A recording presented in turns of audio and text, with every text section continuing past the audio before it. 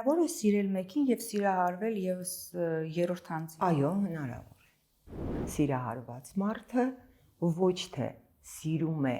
իր սիրահարվածության օբյեկտը, այլ սիրում է իրեն, իր զգացողությունները, իր կարգավիճակը, իր զգայական ապրումները տվյալ մարդու կողքին։ Հնարավոր չէ փնտրելով սիրահարվել։ Սիրահարվածությունը մենք զգում ենք։ Սերը ապրում ենք։ Զգալ ինչ-որ բան ենթադրում է որոշակի ժամանակ,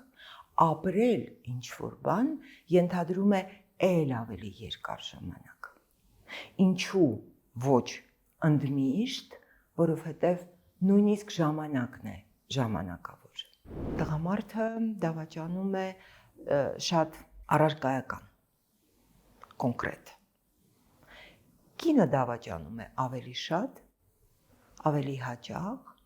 եւ ավելի երևակայական։ Ինքնաբավ մարդը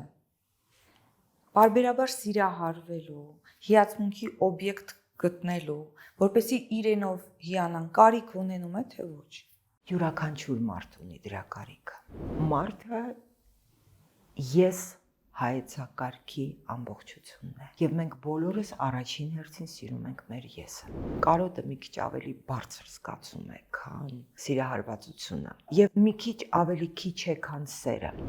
Ինչպես է ստացվում, որ կինը միշտ զգում է, որ իր զուգընկերոջ մոտ ինչ-որ այլ զուգահեռ անձնական կյանք կա։ Ամենաառաջին եւ կարեւոր նախապայմանը տղամարդու բառապաշարի փոփոխությունն է։